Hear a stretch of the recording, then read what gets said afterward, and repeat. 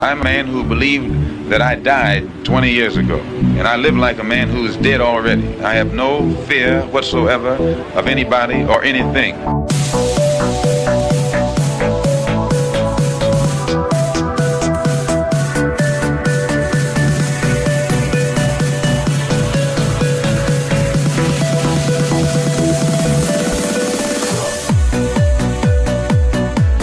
Gary Webb. I am an investigative journalist, and in 1996, I wrote a series of stories entitled Dark Alliance, which was about CIA involvement in drug trade.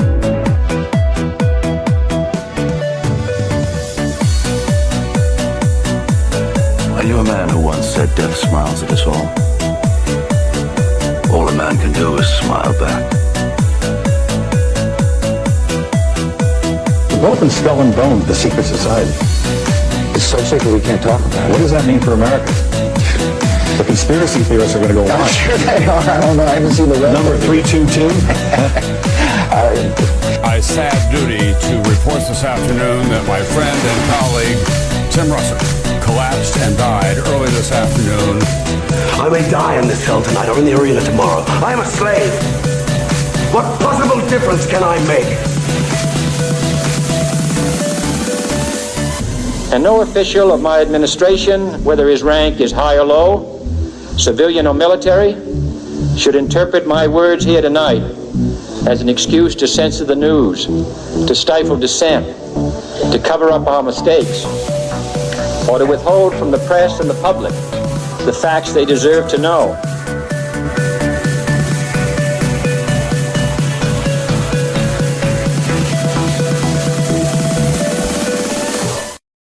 What the fuck is up? Welcome to Already Dead, your weekly conspiracy variety call-in show with me and Austin.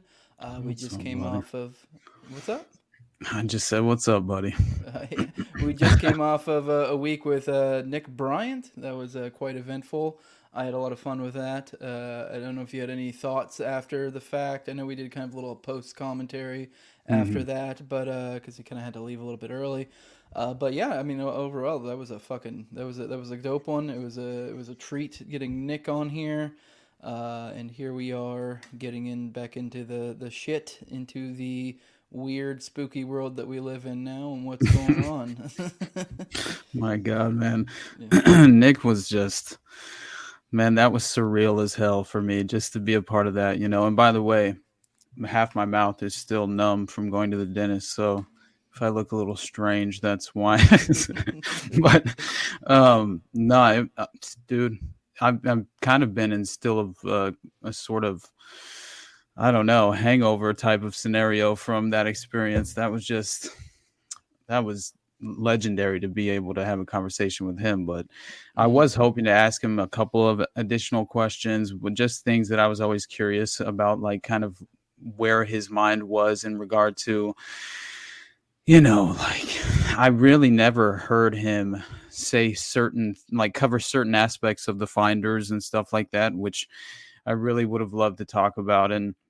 But you know, there's only so much you can cover, right? Mm-hmm. But I don't remember. Did we bring up Gary Caradori? Because I honestly don't remember at this point. I feel like we did the previous week, but I might be wrong. Okay, I think that's what happened. Actually, I think it was when. We were just mentioning Nick or something, and you had talked about you had been going through the audiobook. I'm pretty sure is what happened actually. But yeah, Caradori. Like I remember that was the one of the big twists in the book. I was like, whoa, because I don't know why. I didn't expect what happened to him to happen. I guess I should have seen it coming, but I really assumed he was going to get railroaded legally, not get fucking offed. But I mean, the fact they're surveilling him so heavily beforehand, and that he would show up to like talk to a source, and the feds were already there waiting, and like that alone was crazy to me. You know what I'm saying? And then he's getting all these threatening phone calls and stuff of that nature.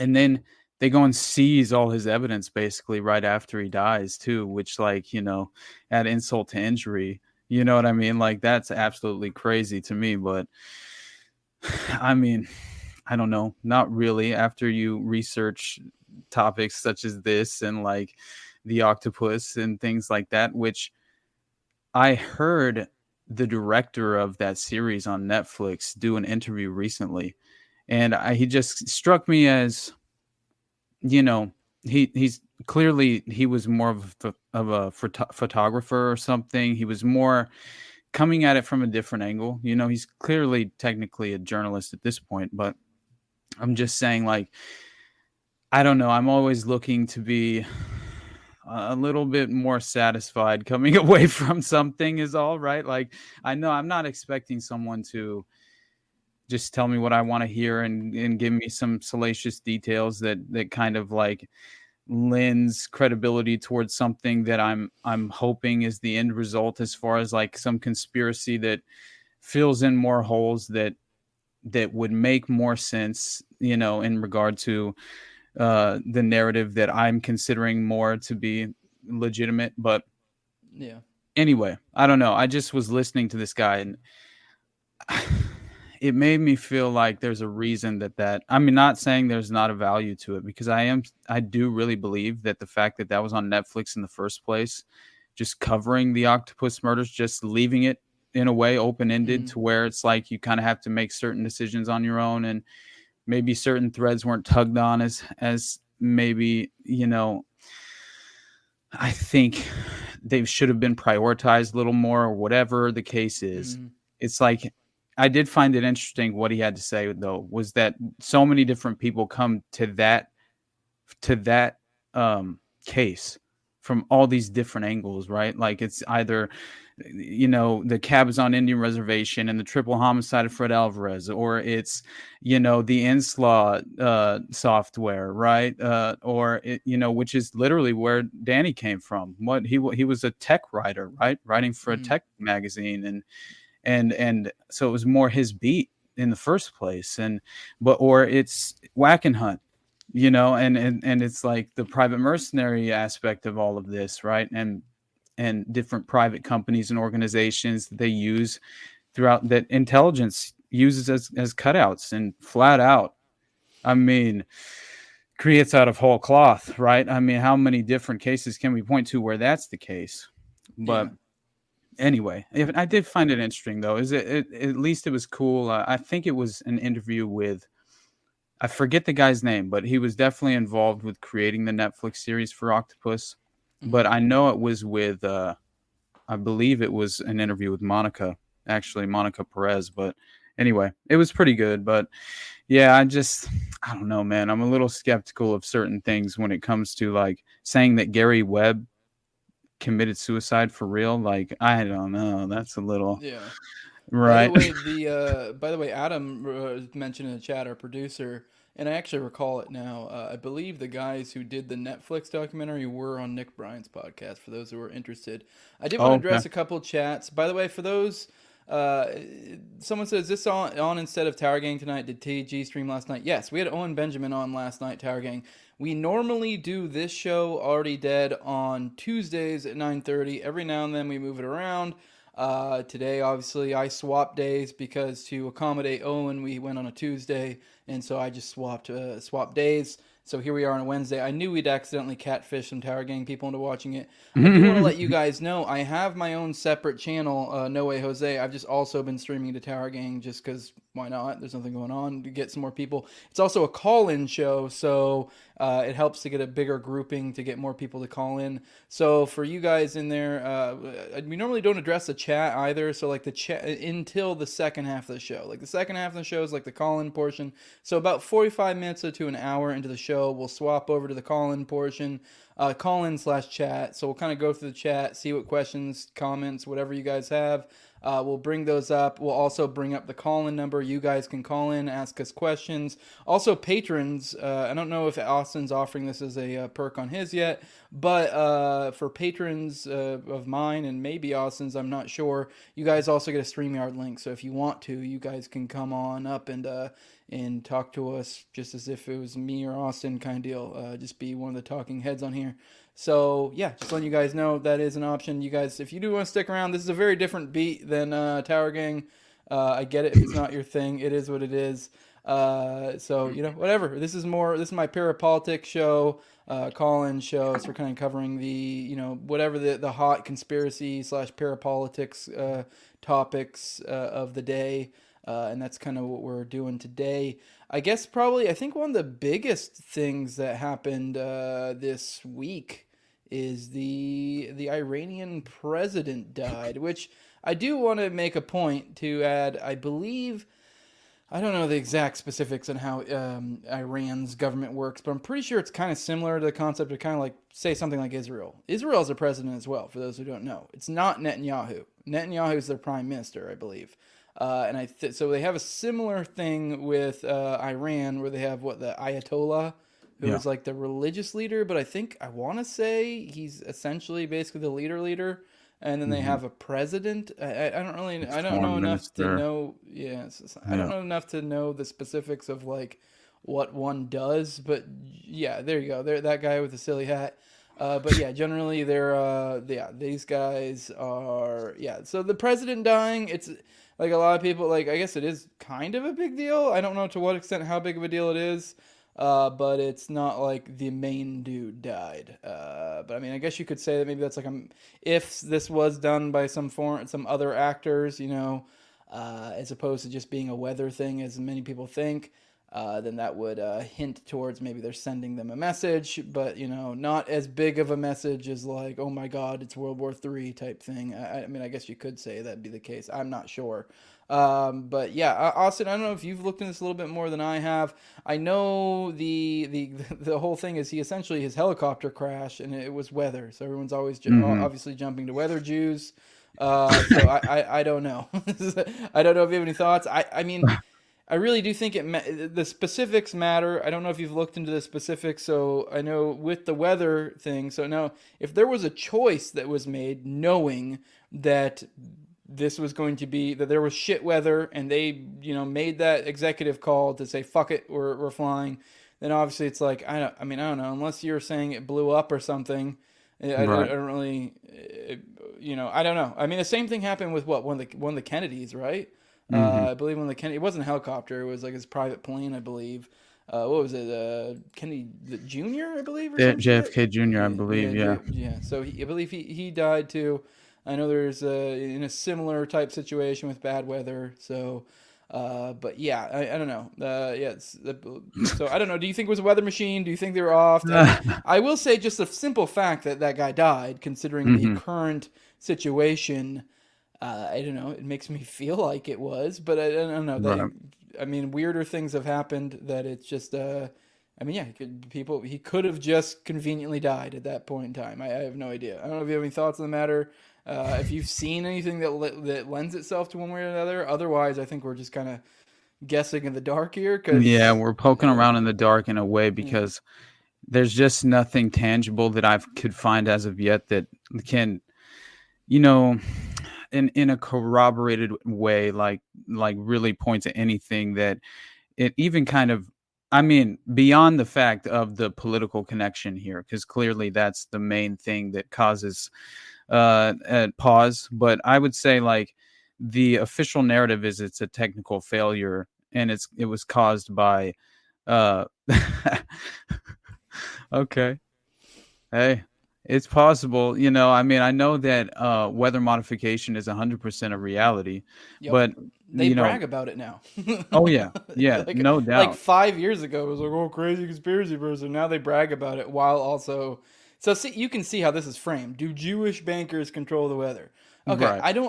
I don't think specifically Jewish bankers control the weather. Right. I think there are some components of certain governments, maybe some more on the up and up and some more like black budget type shit that do stuff like this. So now, do I think there are Jewish bankers that after they clock out go, oh, I got to do my part-time shift over at the weather factory? I don't think so.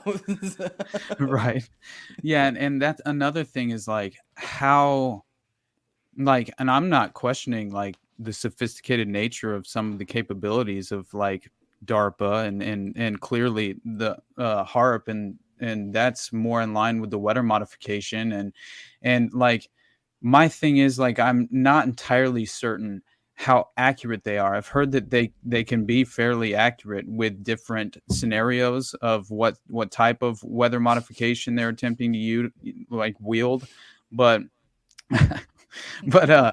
And by the way, that reminds me, like, you look at anyone that's has any real value, that holds any real value when it comes to, I don't know, performing research in certain circles, like, let's say, Eustace Mullins, I use as an example because of the Committee of 300 and, you know, the Club of Rome and all of those different things. But Eustace Mullins, when he wrote the book, The World Order, I believe was the name of the book, him, his mentor, I mean, just anyone around that, anybody who was touching these taboo subjects in this time, like, especially, like, if you were in your heyday, kind of in the Gunderson period in the late 80s, early 90s, like, they immediately correlated you with, I think it fell in perfectly with, like, the Tim McVeigh, Pat Con era of, you're a neo-Nazi, you absolutely, are anti-Semitic. And so if you look up any one of these people just on its face, and I saw this happen to Tripoli when he went on Joe Rogan, like at some point, one of his most recent appearances, but I saw, like, and sometimes he won't do himself, any favors occasionally, just by the way he'll package it. But at the same time, it's like, I noticed that I think he even mentioned Eustace or someone like that. And I forget in what context. It was like, what's the name of the Operation High Jump? I think the Antarctica thing and the Admiral Byrd shit, right? Have I ever told you Hollow Earth shit? Have I told you about Admiral Byrd? No, I don't No, think my wife's a descendant of his. Shut the fuck up. Yeah, it's That's like her crazy. great uncle or great great uncle or some shit. Wow. Her family still literally lives on the land. What? On his land. So, like, because I guess, and I think there's like weird lore. I'm gonna have to get them. I've actually had Shane Cashman. I told him about it. I don't know why. If it was some phone call or what. Because we've kind of corresponded more than just on shows. And Right. He was like legit, like, hey, if you ever like go search around in any of their attics or hear anything, or just kind of let me know. So one of these days, if I go up to Virginia, I gotta go check that out. Oh yeah, no, she's a descendant of Admiral Byrd. That would be insane. Her family are the Byrds. Wow. They're still Byrds. That is so amazing, man. That is insane. It was funny when around the time I met her. She mentioned that, just kind of like, oh, cool, gee whiz, like some guy who went to go explore Antarctica, and we didn't know anything about it. And then, like, I don't know, the past few years, kind of got more into the parapolitics, conspiracy world. Wow. And then found out about Operation High Jump, and I was like, holy fuck. Is there any family secrets? Not like clearly any smoking guns, but like any opinions that are interesting, unique, or something? I've heard murmurs. The problem is, I wish I had known this earlier. Yeah. Because her family, like my wife is like a year younger than me, so like 32. But her mom had her when she was like really old, like in her like kind of like probably late 30s, mid 30s, something like that. So she's kind of older, also not in great health. And then all her siblings are around the same age, and they're the family I'm talking about. Her kind of like large country family. They kind of grew up in a farm in Virginia on that land. Okay. They kind of been working that land for forever, because essentially, I guess he got money after that. I guess he shortly after kind of bounced out, kind of bought some land for the family. I guess it was for him and his brother. There was some sort of weird family falling out at some point where there was like land disputes or something. There is. But anyways, what I'm getting at is, I kind of skipped past it, it was like probably 5+ years ago, her granddad and grandma both kind of died within a couple of years of each other. And those would have been the ones to talk to about this shit. So had I known, and so, I have heard things from, like, kind of like through the grapevine from my wife, that heard from like one of her aunts who was kind of retelling stories that they heard from like their mother or their father.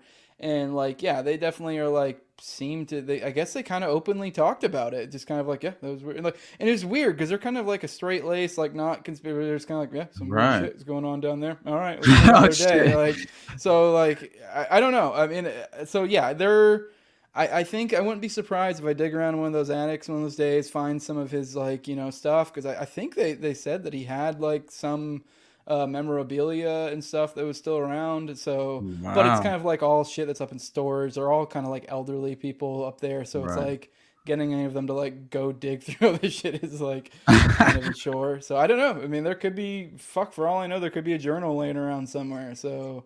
Because Dude, yeah, which that was a big thing. I believe there was wasn't that like a big part of the story too? Is that there was supposedly, his um, journal, I yeah, and believe. I Yeah. think later people said that was some sort of forgery or something.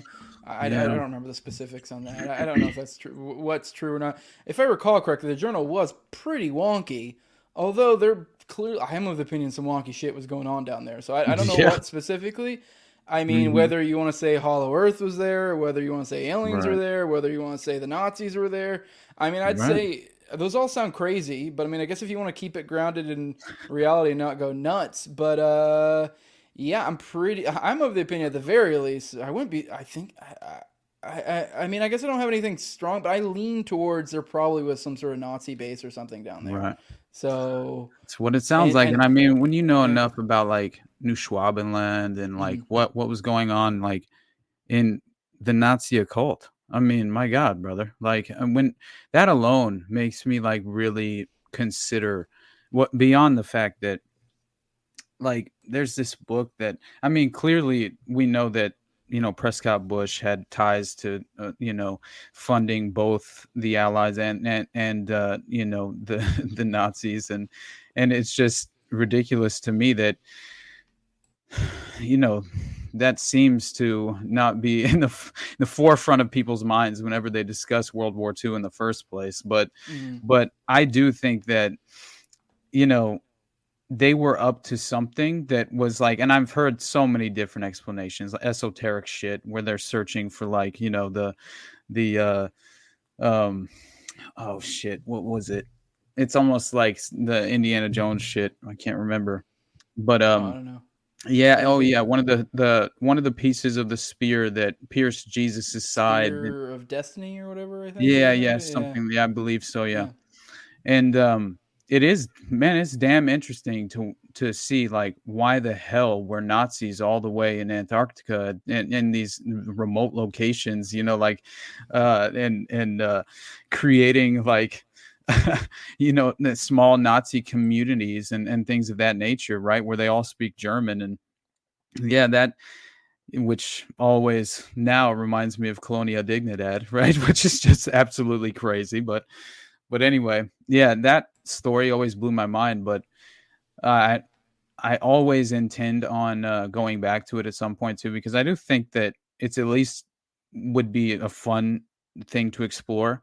But anyway, my main point ultimately was just seeing what had happened when when Sam brought this up on Rogan, and the first thing that happens when Jamie pulls up the author is it fucking just every red flag you could throw in the first sentence, right? I mean, just neo-Nazi, anti-Semitic, basically a white supremacist and conspiracy theorist, and just every single thing you could imagine. And the problem is, though, read the book, my friend, because that's not at all who this person was. And when you watch his interviews, it's just clearly that wasn't the case. And so it seems to me like it's just been a major tool of the establishment of the established media for that matter. I mean, you look at what happened just recently with yeah, Eustace Mullins. Yeah, man, they tear his ass apart. But immediately try and throw you off, right? And of course they would. But again, you read the world order, and it's just like it's absolutely brilliant. It really sent me down a path to reconstructing what I believed was basically the formation of America, and who funded some of these wars. And I already knew that like the major funding and the people holding the purse strings were clearly, it wasn't the official narrative was not explaining what the actual motives were. But Yeah, I did want to point out, I do think it's wild. That first paragraph. I mean, this is Mm-hmm. like. I mean, okay. I mean, don't get me wrong. I guess like some of this, sure, maybe there, but the one that really stuck out to me, a disciple of the poet, whatever, whose best known work is *The Secrets of the Federal Reserve*, in which he alleged that several high-profile bankers had conspired to write the Federal Reserve Act for their own nefarious purposes, Yeah, there you and go. then induce Congress to enact it into law. The only thing that I think anyone really could provide any sort of pushback whatsoever on is their own nefarious purposes. The rest of that sentence, like, Right. I don't see. That's just what happened. Like, that's Yeah. just what happened. Exactly. Like, and even then, the for their own nefarious purpose, that's more of just like a, I mean, I guess you could say opinion. I guess would be rooted in fact, but it's like, I don't know. I mean, I guess you could say maybe you're getting to mind reading there, unless you have actual documentation with them saying for their own nefarious purposes or whatever. But even then, you could debate what was it nefarious. I mean, what? I mean, because most people find a way to justify what they're doing, and so in their head, it may not be nefarious. Right. But either way, my point is, like, I guess aside from that one little caveat, that's just fact. That's just a fact of what happened. So it's like, I don't even know how anyone can. I mean, I don't know. I mean, was it the Jekyll Island? Isn't that the whole thing? Yeah. Or was like they literally kind of got together, talked all over Exactly. it? And it's, man, I don't remember the specifics of this, but I know it just basically got shoved through and just kind of was like, oh, yep, that happened. So Yeah. Oh yeah. and there's Yeah, also and- the Titanic component with the Oh God, dude. The It Olympic. just so happened the Yeah. only ones that were like in the fold that would actually push against it seemed to be on the Titanic. Oh, Yeah. that's weird. Yeah, and it was basically orchestrated, and then the one member that would have been in league with the others who would have orchestrated that alleged sinking of the Titanic was just backed out like last second, and it turns out they had like a perfectly modeled ship that was exact to Yep. the Titanic called the Olympic. And and there was some insurance scam that they had planned that would basically help them. I can't remember the details now. It's been so long, but I do remember that. Yeah, that it's. We'll have there's to bring clearly Toad on for this sometime. He's That real would be deep into fun. Titanic. Has he really? That's hilarious. Yeah, That's he every just now and then goes on weird. He'll be in the group chat just going on very. Although to be fair, I guess I do the same thing, but it's just a different experience when Toad's doing it, and he finds random shit to really dig into. And that was awesome. one. I think maybe a few months ago, he was like, "Oh my god, I'm reeling about the Titanic." Yeah, it's a trip. I remember when I looked into it a little bit, but Yeah, I think Clint was being the reasonable one, kind of about the insurance scam. Like, oh, they just switch it. I mean, maybe I might be remembering that wrong, but that sounds about right. but it's like, I mean, I don't know. This sounds ridiculous, but I do think by the standards of that time, I mean, what was it? Probably 20s, 30s, something like that. I don't remember when Titanic happened. Yeah, it was. Shit, I don't remember the exact date now. Yeah, but I mean, either way, my point is like you could totally, as long as it looks similar, you could totally swap out a ship. Oh yeah, because there's kind of like, oh, how would they not know? Like, I mean, that would be easy. I mean, it's not like they have internet. People are regularly looking at it. I feel like you could probably almost get away with it today. Like, I've gone on cruises before, and like, oh yeah, I don't know if someone swapped out a cruise ship, how the fuck would I know? Like, yeah. I mean, I guess this one was kind of more prolific, I believe. I mean, I don't know if that's like to what extent like it was a famous ship or something. I don't know, but either way, yeah. But you brought up Gunderson a little bit ago, and that reminded me. I don't remember if this is something Tanya ever said publicly. Oh, real quick, happy birthday, Tanya! To everyone out there, it's her birthday. It's also the Unabomber's birthday. Wow, yeah, Uncle Ted. Yeah, but you mentioned when I was kind of like, hey, what are the kind of hot topics? You said something about like satanic, not ritual abuse, but like satanic ritual Murder. Ritual murder. You brought that up, and so I don't know. Now I will say I don't know if maybe she said something to you, but I don't remember if this is something she said publicly because me and her have talked on the phone a lot. So I'm not gonna say it, but there definitely is. So there's some component there. I'm not saying there's something public, but you mentioned something about wanting to do that for Tanya. Did she say something to you? No, I just saw her when she tweeted "thank you" to you earlier, and she mentioned me. She was just saying how she liked last week's episode, but then she had mentioned I'm pretty sure she was alluding to the McDonald murders at Fort Bragg. And it was like in 1970 at Fort Bragg, I'm pretty sure. I'm almost positive that's what she was alluding to, because she said like the Green Beret murders, I think, and was kind of in the context of like OJ and like certain like husbands being kind of like labeled as the killer, and then it basically helped perpetuate a narrative that was entirely false. And that also fell perfectly in line with the Satanic Panic at that time, because 1970, the country's reeling from the Manson murders, and fresh in everyone's minds. That was another way that they kind of convicted him as well, was because there was like a newspaper in the front room or something where like it was in regard to the Manson killings, and there was blood all over it or whatever. But it's just a strange one for sure, because I remember, and again, I'm gonna have to look into it deeper, just so I get like real crucial details. But I do know that like clearly it was like this guy had woken up to like he claims like four like grown men and like a woman, right? And like they're basically were just, it sounded so much like the description of what happened with Sharon Tate, right? And because this woman's pregnant and she's literally massacred in bed, like stabbed 26 times.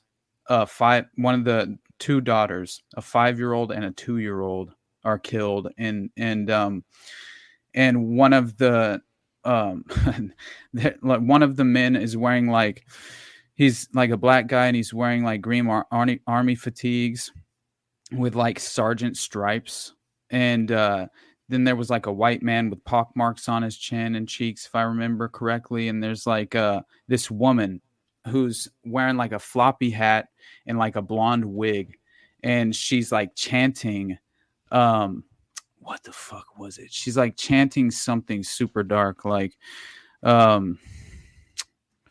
death to pigs or something, but it was very, very similar, right, to exactly what had happened in the Manson murders. So that alone was just strange as hell to me, you know what I mean? And the S was carved into the 5-year-old's body, I believe. And so this woman, Helena, I don't remember how to pronounce her last name, but she later on admitted to Gunderson that she was actually one of the killers that night, right? And that it was an initiation into a satanic cult, right? Mm-hmm. And then Gunderson, he subsequently tracks this cult. What's the name of it? Do you know? Do you remember? No, I haven't gotten a name yet. Like that's okay. I'm very like, I'm trying to get more of the details, because when she mentioned it earlier, I was like, real quick, holy I shit. don't know if this rings a bell, but I don't know if we've talked about this before, but I know one of the things with this is kind of like the tie-in of the smiley face killers or killings, and then also O9A. That's what I've heard. Yeah, O9A has I read about that earlier. O9A as a part of their ideology has this concept of, I believe it's called culling. And I guess it's kind of esoteric and vague, so you can probably interpret certain ways, but it sounds like they're basically describing essentially a ritual murder, and that's how you get to the next step of the cult. So it's almost like an initiation, and essentially there's no more literature past that phase. So that's kind of like the veil that you can't see past. So like that is the moment to where there's no more literature that we know of. So maybe there's a literature that's passed around other way once you pass this test or whatever. A lot of people, the problem with O9A is they're kind of also in a certain sense kind of a fucking joke. So if you've ever really dug into O9A and really like a lot of the founders and stuff are like do really bizarre shit where you'll find them online talking to themselves on different alts and like trying to make themselves bigger and creating this lore around them. But it's also like, I don't know, their whole deal is deception, and like, so it's like, but it is like, it's weird when you see them doing these odd things and it's so transparent to anyone with the slightest bit of like, What's going on here? Like, and no Right. one's paying attention to these person's ramblings. Like, this dude will literally have like the main guy, I forget his name off the top of my head, but he'll literally have conversations themselves within alts, like whole threads, and then he'll later refer to this in like his like forums and stuff, and like, oh, here's a great Okay. thing for you to refer to for this, or in reference Wow. to blah, blah, blah. Like, so it's almost like he's using it as like it's an academic thing of like, oh, look at this great Right. conversation I found online or whatever. My God, man. That's But yeah, ridiculous. no, so my point is it sounds ridiculous, but it's like, I don't know. I mean, Hmm. that would totally make sense. That would Exactly. be like, if you're entering into something like that, if you were having some crazy killer cult, that it'd be like, yeah, it's probably very vague up until that moment, and once you do Hmm. it, that's that. And then also, like, if you look in the smiley face killings, they're pretty goddamn Um, efficient, because the whole point is it's like a single methodology, like a single MO, which is very like, person disappears. It always seems to be like where cameras aren't present, so it's almost like there's like a hmm. tech involved, like know-how involved. This person, That makes so uh, much sense. they Yeah. just disappear. They end up in the water, usually like a week or weeks later. So they just disappear and then show up in the water. A lot of times they don't find water in the lungs. There's also like minimal. It seems to be usually minimal issues on like. There's minimal like anything other than just like dead. Like, Yeah. so a lot of people think one theory I've heard that I like is that it's probably they may use like a stun gun to knock them out or something. Interesting. So yeah, Wow. and then keep them for a while and do Lord knows what, and then Hmm. deuce them. I guess probably kill them somehow and then dump them in the water. And yeah, it's someone mentioned in the chat. It's all like college age boys, which is another component of this where it's like they're typically college age guys and probably roughly in like the middle class. Mm. It's usually white boys that you just said in there, kind of out drinking type thing. So it's usually dudes, and it's usually like your generic. How do I put this? The like what people think of when they think of like the generic good guy. I guess you could say, I don't know, maybe good might be the wrong word for it, but I don't know, like I guess you could say almost like the guy who's like does good in school, is like Right. generally kind of attractive, is the one Right. who's like maybe a little bit of a jock, like he's kind of like someone who's kind of has his life together, and so that is a component of it too, where they're trying to. The stereotype kind Yeah, of. there's a certain Yeah. stereotype they go after, and it's almost like they're trying to find the. I don't know if I'm gonna say like a sheep or whatever, but Hmm. it's almost like the similar concept to like if you've read like the Old Testament, where it's like comes to like sacrifice, it's like trying to find like a sheep with a little blemish. It's almost like you're Yeah. just trying to destroy that which is good, And essentially. Yeah. that fits in perfectly with the doctrine, and that makes a lot of sense. Why? And now, I've read multiple detectives who they've pinned it down. They claimed that the smiley face killings were affiliated with the Process Church, Mhm. and that they were fulfilling some other sort of I ultimate wouldn't be surprised if sacrifice. multiple cults use it, or multiple That's groups, because it's yeah. like it's such a foolproof MO almost. So You're it's right. like, You're right. yeah. I'm just wondering because it really does seem like legitimate investigators on the beat that were affiliated with the murders, like investigating the murders. Yeah, yeah. That's great. But I mean that they honestly believe that there was some umbrella directive, some group directing these smaller offshoots, these smaller branches that they deem as cults, and they're fulfilling different aspects of this ultimate sacrifice on behalf of the doctrine, and through it all they will ultimately usher in their desired result. And I think that is truly at least a part of their principles that they actively pursue, and live by. And by the way, it was acid is groovy, kill the pigs that she's Mhm. chanting. Now this lady later admits to Gunderson, and I mean, the trials, that legality, and it's just completely, they did every single thing possible to withhold evidence. It was like they were going to make certain that this man took the rap, right? And that was interesting. And then I listened to Gunderson a little bit further, and I heard him say he basically starts making this Gary Webb connection that Fort Bragg was bringing in bodies and caskets that had bags of drugs in them, man. That's what he said. And that this group that committed these killings for this initiation rite were a part of bringing in the drugs from Fort Bragg. And I was just like, motherfucker, that fits just right. You know, especially when you look at Mark Dutroux will haunt me for the rest of my life. That motherfucker. Fucked up dude. Yeah. But the Belgium network, dude, like it just ties in so heavily, so directly to this. It's like some group within NATO. I mean, Michael Aquino was running a part of this group, and he was going and frequenting these Belgian castles, you know, where they were having these elite parties, brutalizing the ex-victims, you know, and oh shit! Did I tell you O9A has a Gladio connection? I believe I've told you this before. There's a Gladio connection. Oh yeah, no, yeah. I remember Sutter. Yeah, his dude. name is like kind of like one of the main guys who I don't think he's technically the guy who founded it. I believe he was kind of like a guy that came along shortly after or around the same time. I know the main guy will a lot of time kind of deflect with like the Fed or evil accusations or whatever and point to that as like, well, that was more like Sutter that was like kind of spreading that around type deal. So, I mean, maybe, but either way is I do find that interesting. There's a Gladio connection, and then it's like, you've read Program to Kill, and so the idea of having, like, if you had, like, I guess, pseudo government or I guess government hit squads, I guess, like, is it really that crazy? Or hit squads or lone assassins? Is it really that crazy that this would be the, like, kind of convoluted recruiting method? Like, I don't know, like, because that does, like, that's kind of, whether these people know perfectly or not, but that would kind of tie in perfectly with, like, the kind of Program to Kill thesis.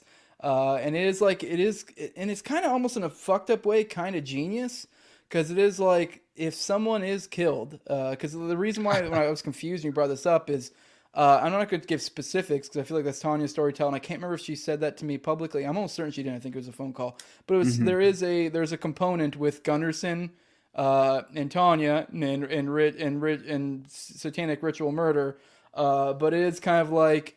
If that was the case, if there was a prominent death of some person and there was a suspect that maybe there were satanic components involved, now all of a sudden it's entered kooky world.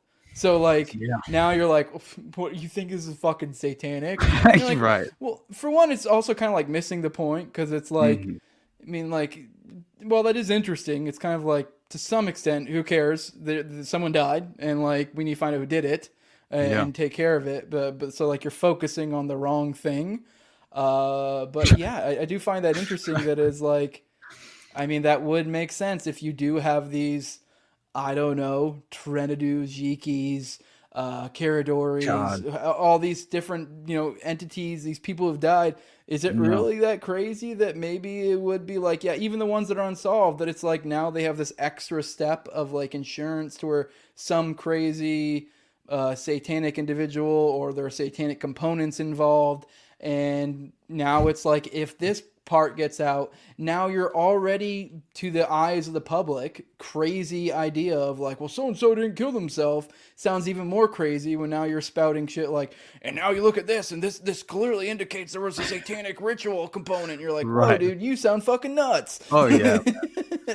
100%. And like, it's so strange to me because that's just not who I am. That was never like in my life. I would never take that approach, right? Like, especially just because I wanted to remain credible as long as I could, and I felt like on its face, just like everyone else, you just dismiss it because it's just so outrageous. It feels, Well, the beauty of what me and you do, though, is that we can cover these things and I can refer you to my 09A /764 or whatever the fuck, playlist that talks on all this stuff.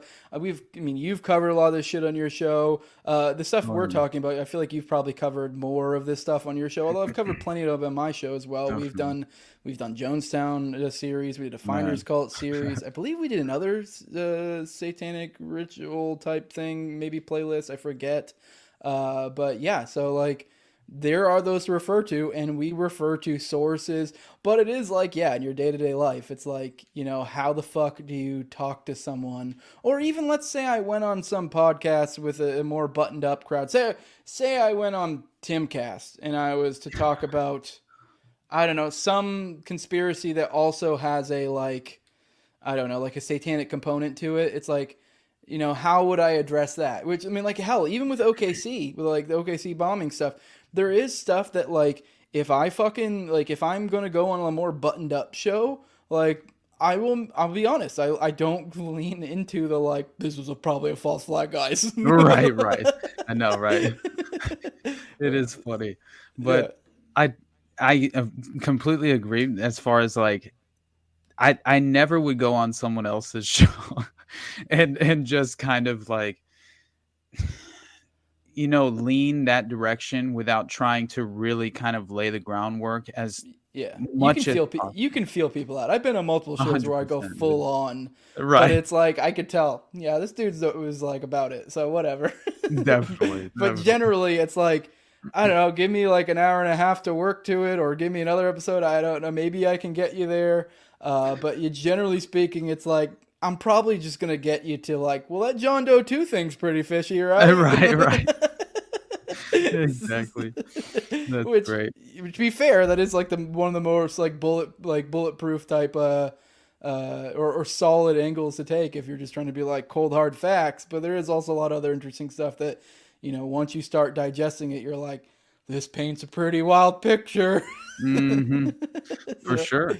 Yeah. And you mentioned the Gladio connection to 09A, and I remember that when Radix came on, I think that was like fresh. I was fresh off of the Dutro episode, if I remember, and I remember that I mentioned the Gladio connection to Dutro, and then she had sent me something, and then I went down this rabbit hole, an additional rabbit hole. It was about the Gladio connection to 09A. And I remember there was this, like, was it Myatt? What's his name? David Myatt? Is that how you pronounce it? Do you know? You remember? Myatt, yeah. Myatt's a 09A guy. Yeah. That's the main one, I believe. So that was the name I was looking for earlier. There you go. That was it. And so basically the theory was circulating online that Myatt was behind, like, particularly he helped kind of push this satanic panic innuendo, being that, but in reality, Myatt was working for British military intelligence, and part of that psychological warfare operation, which ran from 72 to 74, and allegedly with it, rumored that Myatt founded the 09A in the same year that PSYOP began, which is like, holy shit. And then again, is perfectly timed. Like the timing is just, it couldn't be more perfect for everything that's happening at this moment, right? Like 74, Patty Hearst, Real quick, I do want to point out with this Wikipedia thing, one key thing, as I mentioned with Maya earlier, which he will literally like do weird shit, like talk to himself in fucking threads and stuff. I'm pretty sure he basically kind of is the source for his, like, basically his entire bio. So that theory of, do you think him being involved with British intelligence was like, you think that's maybe life a is goal? His life is such a conundrum that's like, unless you can find, like, a lot of it is just shit that he was just saying. So like, that seems pretty perfect for a spook to do, though. Yeah, right. Exactly. Like, so it's like, what's real, what's not. I mean, I definitely, some of this is real for sure, because I mean, we've looked into it, like space, like 09A stuff. But there is a lot that are like, I don't know, is it just bullshit? He clearly spouts a lot of bullshit. But yeah, like Right. he swears he was what, like the inspiration for like Al Qaeda or something Bro. like that. And Yeah. The dude's wiki is out of control, man. yeah, For sure. yeah, That is so funny he's to me. something else. Yeah. Did you Praises. see Yeah, go ahead. did you see which by the way, um CNN, interesting timing for that footage to drop, right? Isn't that footage that I was talking about just recently that he paid 60 grand for Wait, from which footage? that CNN ran of Diddy Oh, Diddy. Okay, I didn't in hear the you say hotel Diddy. room? So Yeah, sorry, yeah, I just the randomly Cassie, him talking about. beating the shit out of Cassie. Yeah, that dropped. Yeah, Yeah, yeah.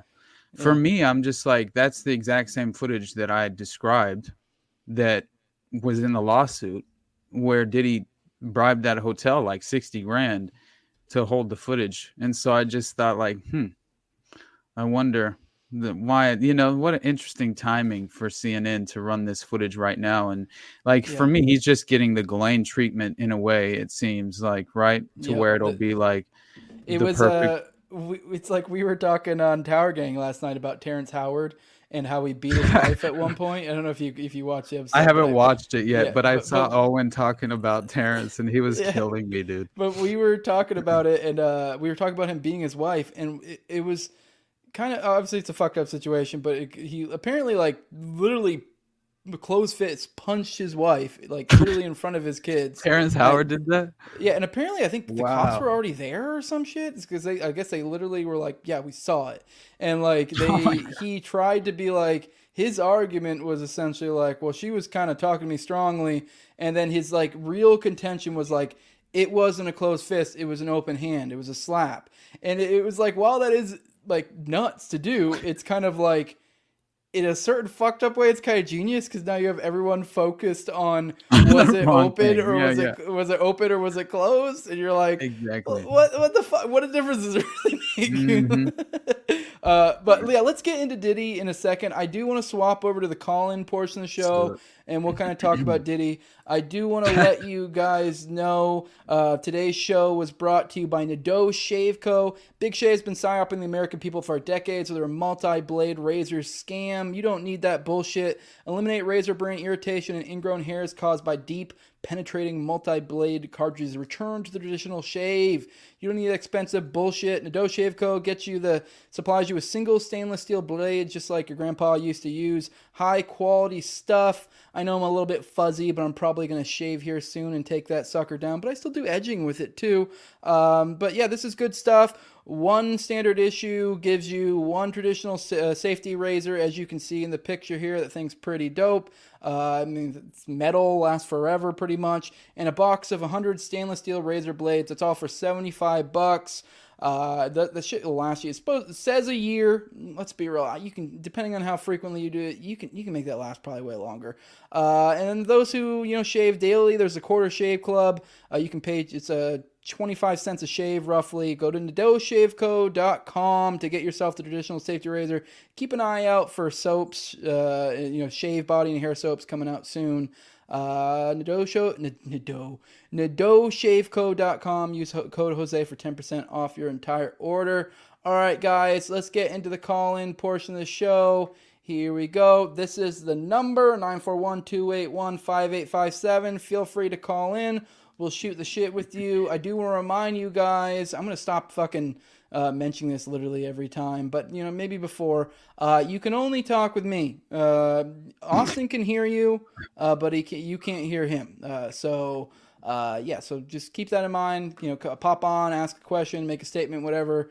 I'll boot you out, kind of deal. And we'll kind of talk about it. But also we'll kind of refer to the chat. But for now, I do want to continue our conversation on Diddy, and then we'll start kind of digging into the chat. And I also do want to kind of talk about that Congo coup at some point. Oh, yeah. Although maybe we could save that for next year, but next week. Maybe more will come out by then. Because I tried looking into that white boy that was involved, and I mean, I couldn't really find much. Other than, I was coming up a little empty as well, but I'm really thinking that I saw just there's not as much coverage on it as I'm used to, including like even antiwar.com. I was surprised. I expected a little bit more on that, but I understand. Like, I'm sure there's a lot going on clearly, but I know obviously the ICC charges against toward Netanyahu and which you know, as empty as that is, I mean, it's something. You know, I mean, shit. It's hard for me to act like there's no value to it, but it's just at a certain point, it's like, what? Well, what's going to change then? I mean, you know what I mean? But it's like, but I understand how that would kind of take precedent in the news as far as right now, that coverage. Well, we also had crash. On that front, we also had, I don't know if it was today or if it was yesterday, but it was very recently. It was, I believe, Ireland and 2 other countries came out and recognized Palestine as a state, which kind of wild. I mean, I don't know. Maybe it's not. I don't know to what extent that's a regular thing amongst other countries, but I thought that was kind of a big deal. Ireland, what other country was it? I don't know. They were definitely like white boy countries. I don't know what ones. I want to say like Portugal or something and something else. I don't fucking know. I know Ireland was the one that I, kind of, the only reason it stuck in my head is because Keith Woods was fucking going like, hell yeah, because he's Irish. Right. But so that's kind of wild, which I will say when it comes to the question of like 1-state solution, 2-state solution, I honestly don't give a fuck, like, at all. I don't know about you. I just care about what leads to people not being treated like shit, I guess, essentially. Right. What if that entails the, Israel going, just kidding, now we're going to kind of do equal rights, we're not going to restrict land, like we do, we're going to fucking, whatever, change things up a little bit here.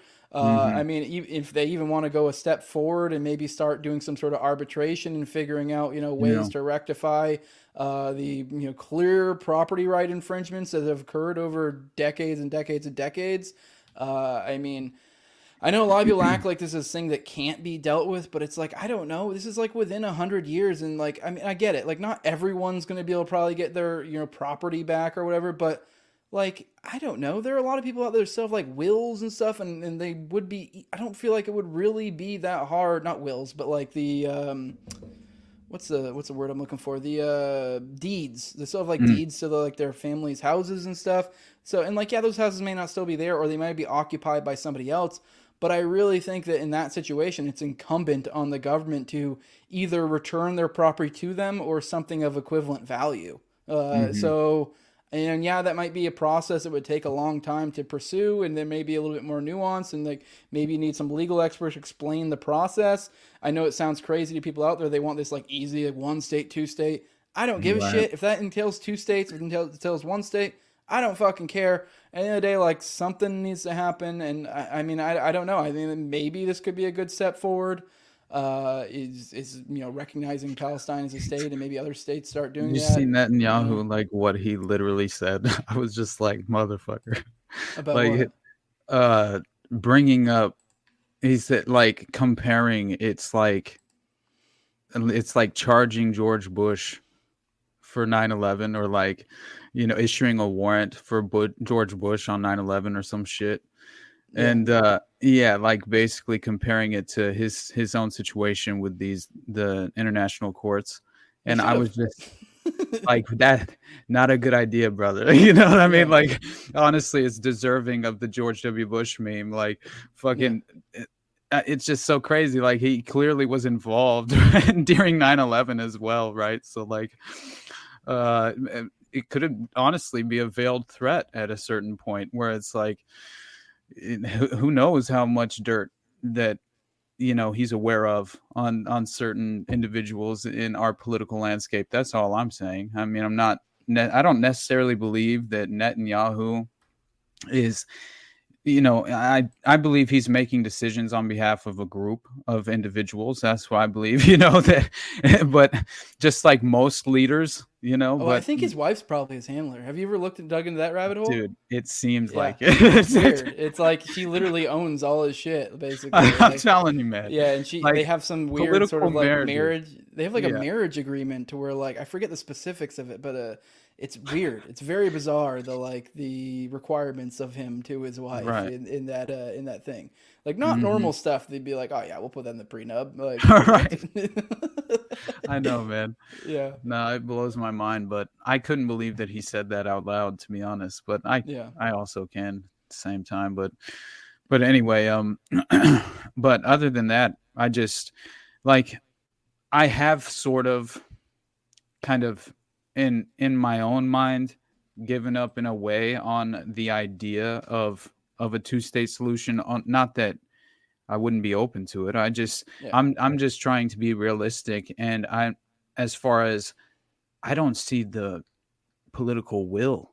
I just don't see Yeah. it. I don't I know. see it I mean, but in the we're at a in weird tipping point though, and I you're right. think You're right. I've so. never That's why these three countries coming out, I'm like kind of like that's kind of wild, and I think we're really at a point where like I think public sentiment isn't, but it's like obviously there's the establishment sentiment is very very much still in the pocket for Israel, but less so than it was, Right. and also the public sentiment is completely not now. And I mean, not completely. Obviously, there's still a lot of like boomer types out there that's very much fucking deep throating Israel, but I think that's dissipating over time. And I think it's mostly the older generation. I think a lot of younger people are just like left, right, in between, are like, yeah, I don't know why That's we need to bullshit. support them for fucking everything.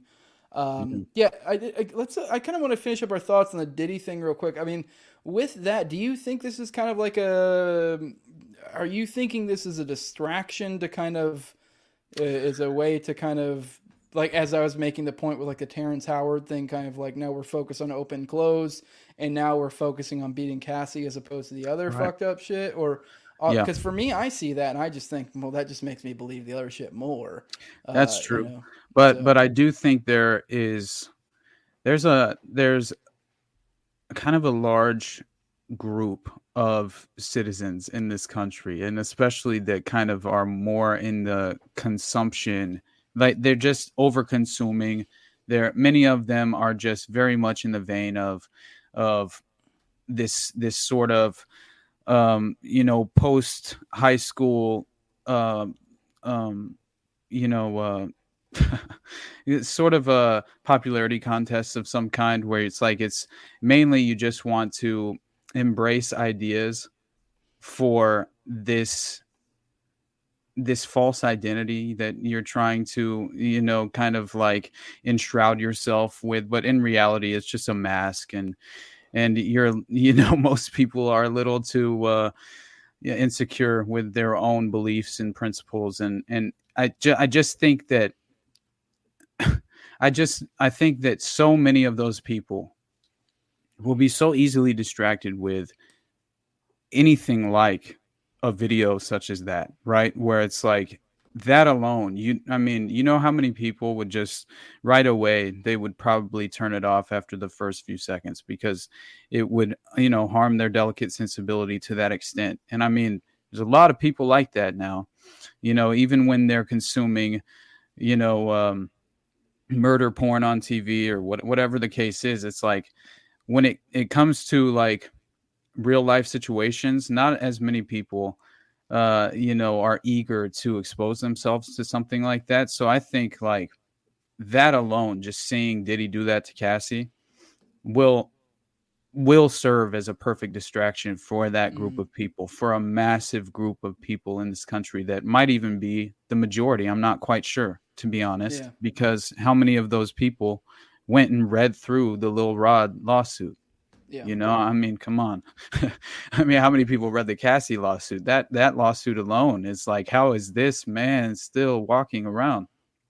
Yeah. And he didn't even really take a hit as far as whenever that lawsuit went public at first. I mean, it took a lot to get this to come to light. And honestly, it was his homes being raided. I mean, that was really it. I mean, you could say maybe Cat Williams and stuff, but really that was just kind of like, oh, wow, I can't believe they said that. But yeah, but I definitely felt like it was very convenient timing, and he must be playing ball to a certain extent behind the scenes, because I just don't see how, one, the timing of the footage being released to the public, and two, their coverage of it was entirely about like, wow, there's basically just a domestic dispute that Diddy was involved with. And then did you see that they had this guy on? I laughed so hard, man. Cameron or whatever, the rapper who just went on this segment, and he like uh the headline says drinks sexual stimulant, then tells CNN anchor, I'm gonna go get some cheeks, which is basically what happened, bro. And if you watch the video, it's Cameron like pissed off, like why you got like he's like thinking that this lady is trying to make him seem like he knows more about Diddy because he was like in that world and knew him and stuff like this, and he's like getting upset because he's like, well, no, man, he's like, I don't fuck with Diddy like that. He's like he's like, it was just very funny the way that he was reacting. And for me it was like, one, is CNN just like, like they've given up to this extent to where they're just running like this, this absolutely ridiculous sensationalist like clickbait stuff now to try and like remain relevant,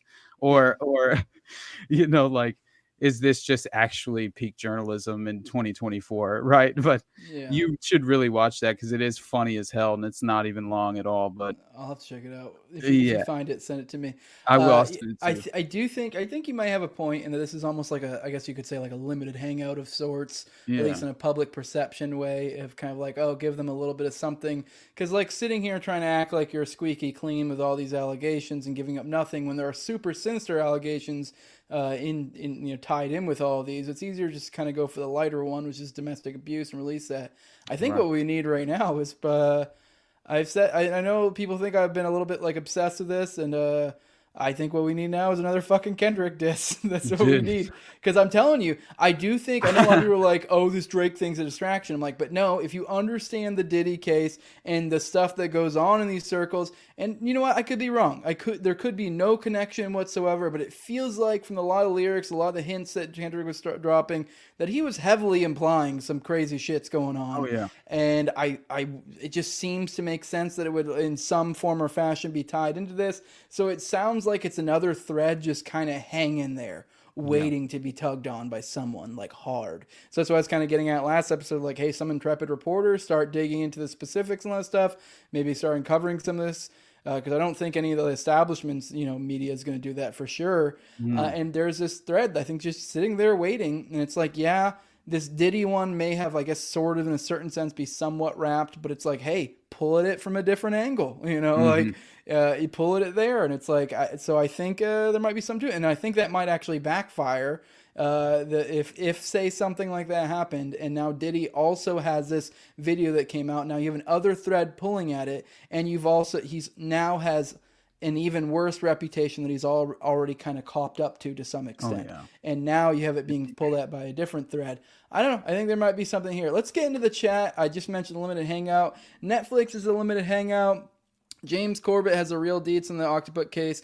I just want to bring this up as kind of like I don't think limited hangouts are necessarily bad.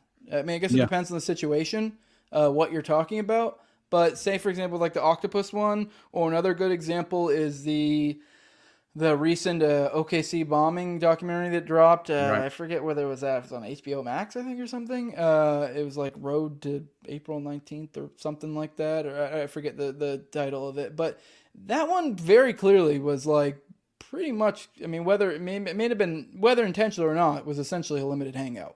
But I mean, if you watch it, you can tell there's it's very kind of, in some senses, in the vein of Jeffrey Toobin's thesis, sort of, in kind of like ties in like January 6th and conservatives and kind of like, oh, this could happen again, kind of vaguely.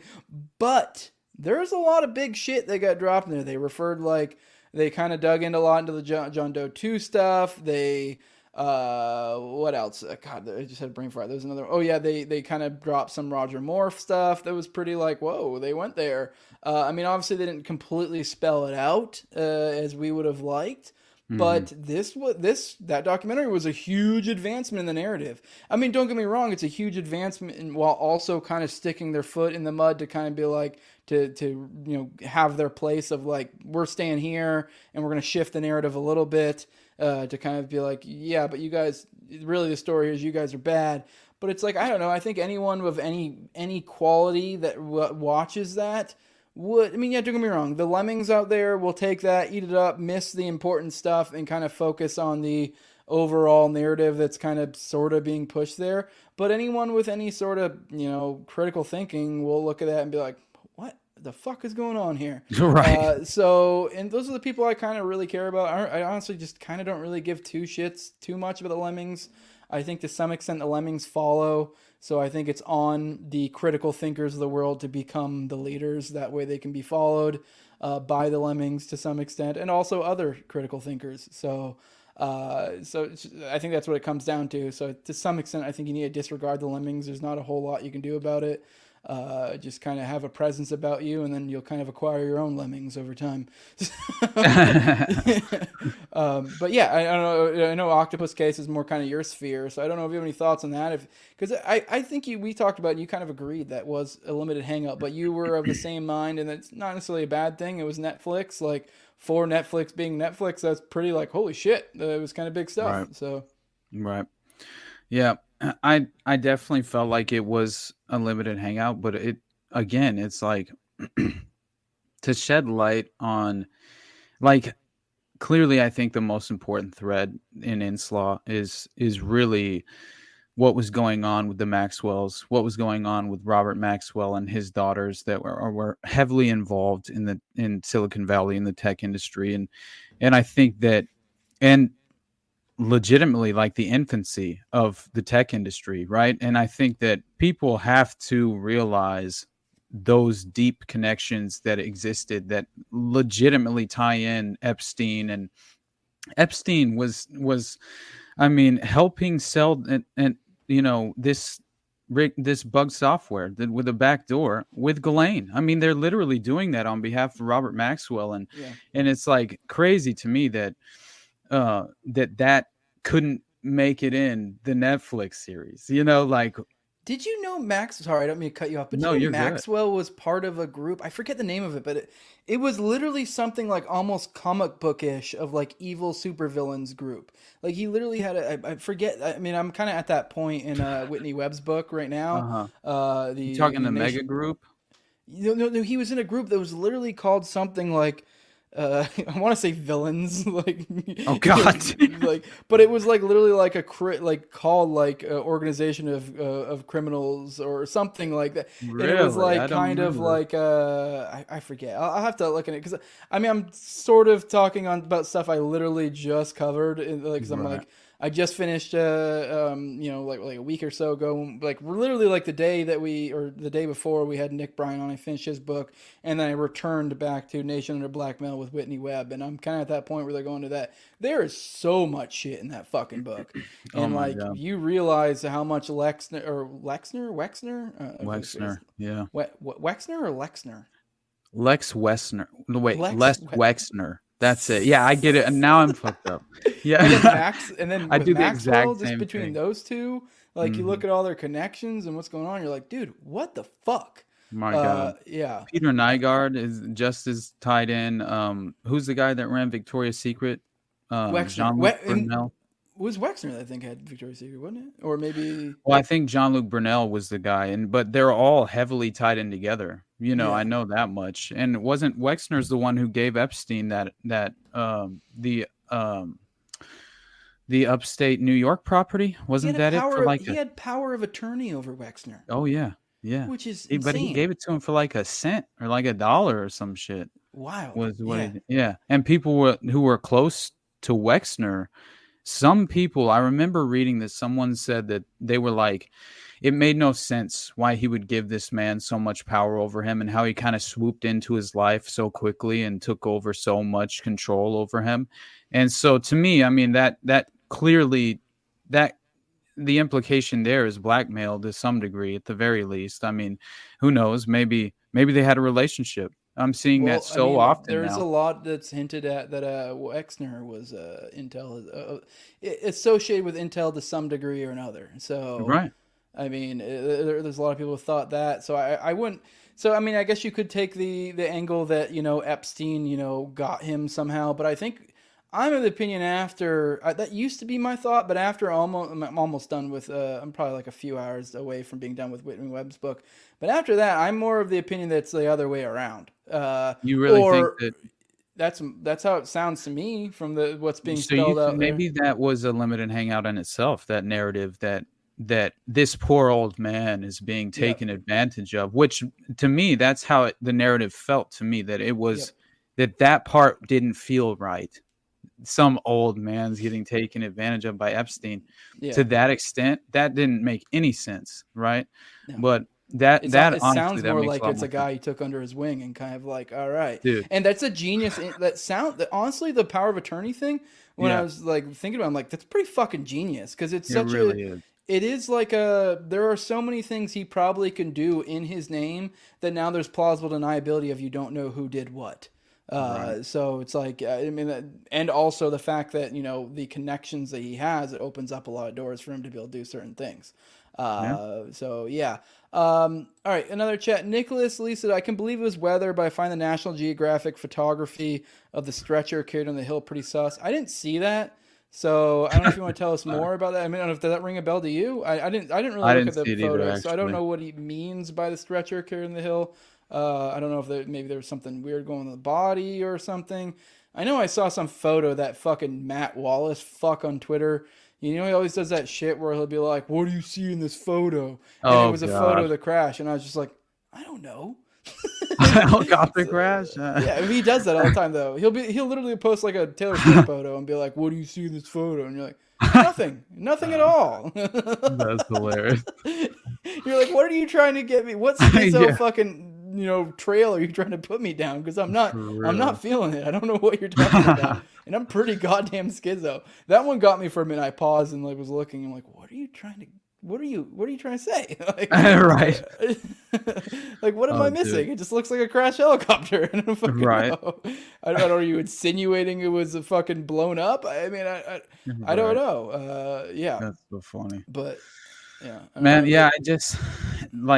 I honestly think that usually we get some, profound reporting from on the ground journalists at the time that will trickle out over the next couple of weeks. That's kind of what I think is going to occur with, especially we're going to get a lot on that coup. I guarantee you that much, because it functions just like the rest, just like what happened in Haiti, just like what happened, and the Congo one.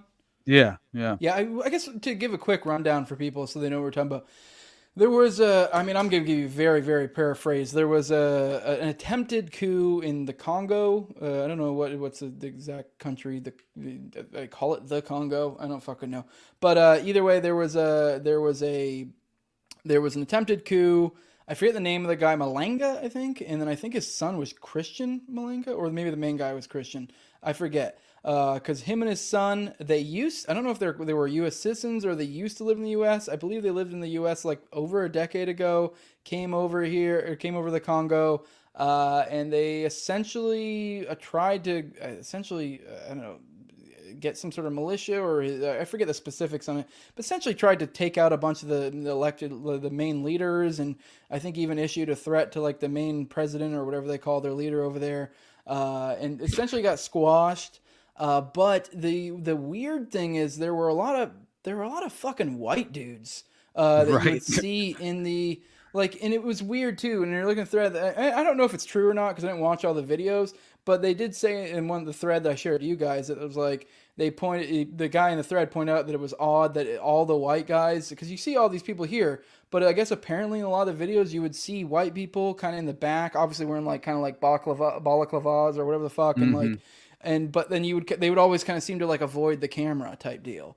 So I'm like, what's up with that? And then there was a main guy, was it Ben? Very Jewy name. I don't know.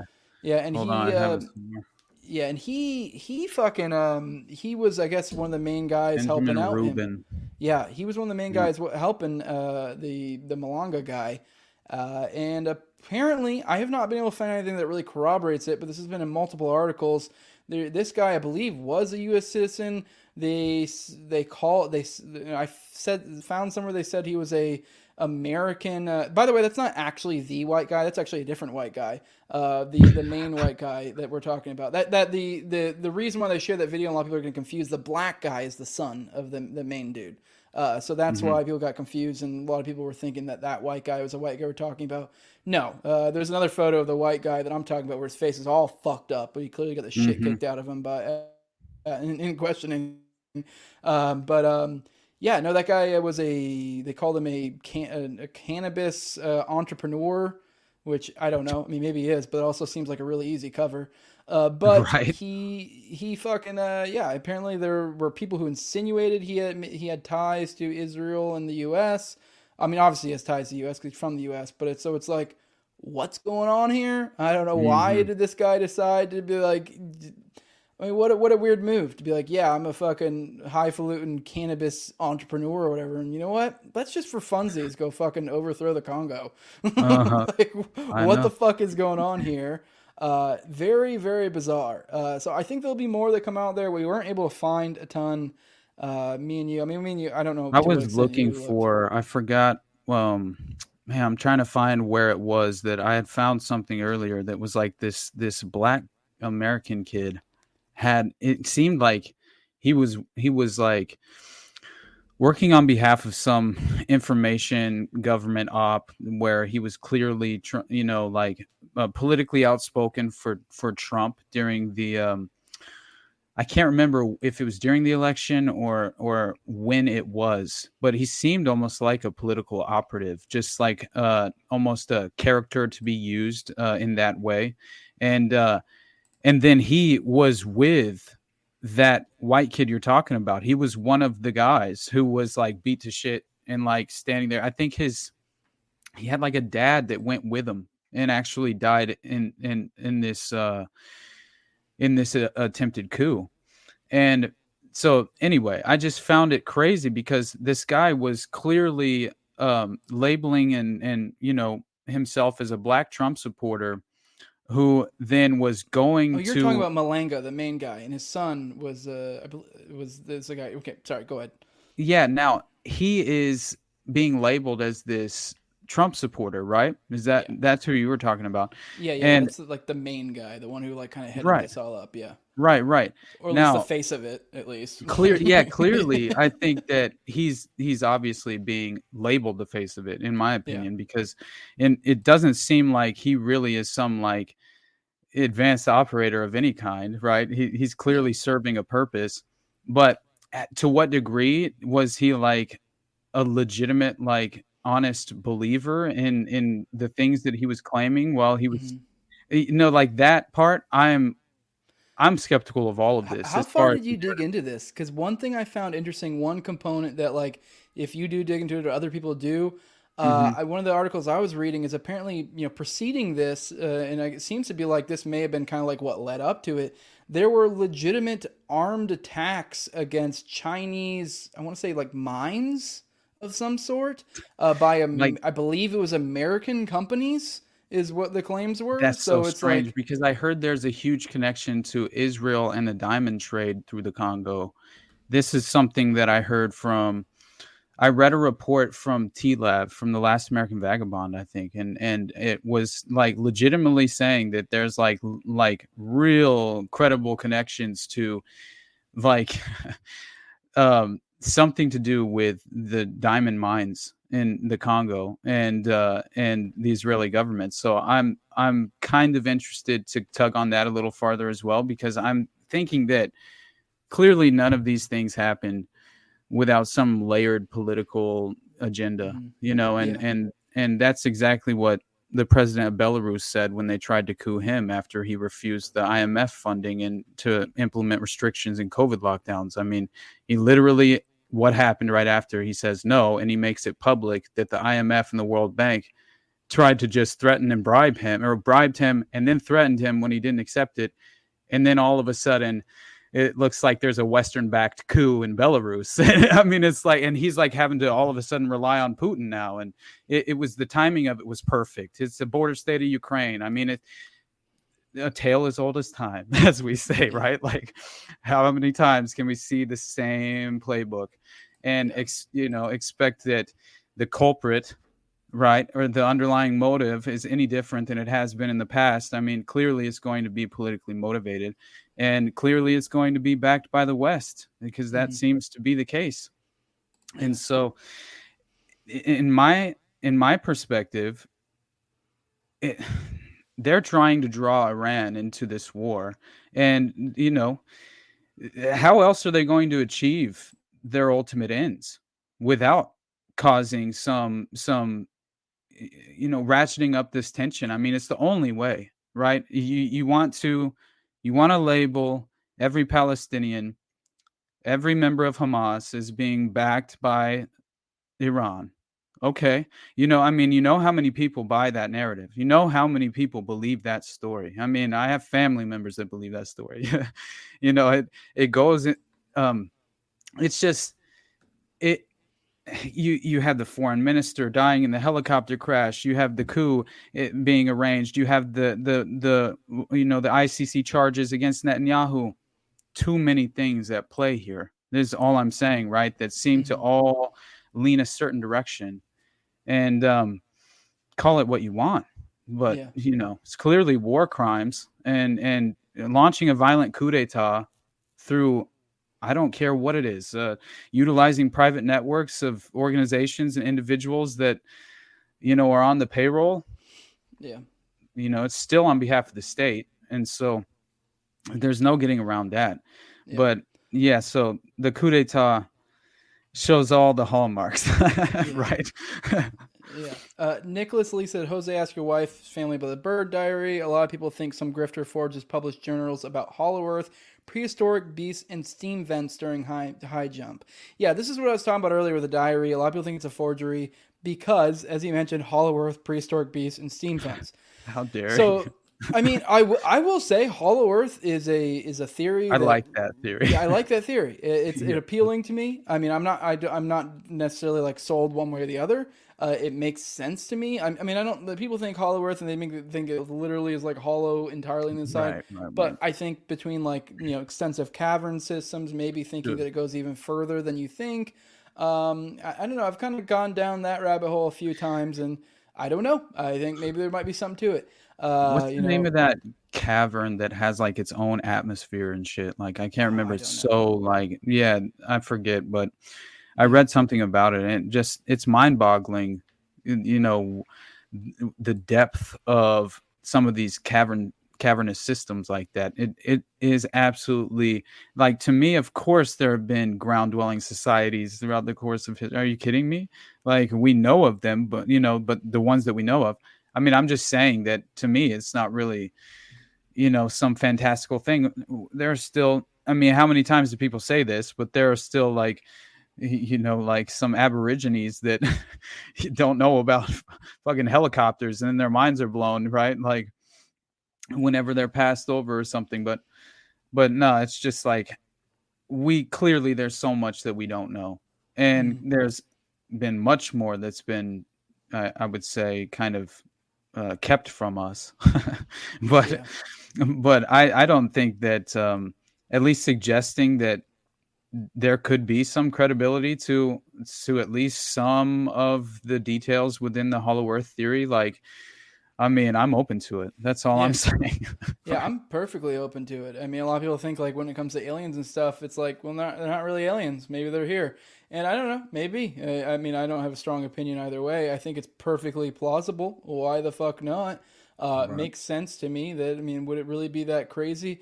I mean, a lot of people are like, how the fuck would entities live under the earth? But it's like, as you mentioned, there are areas of their own atmospheres. I mean, you look at like, I mean, hell, look at like, we have extremophiles on the earth, like organisms that live like at the super depths and literally survive off of like steam vents and stuff. So is it really that crazy that there would be food, light sources, vegetation, like oxygen coming through the vegetation at deeper ways through other means other than just straight sunlight?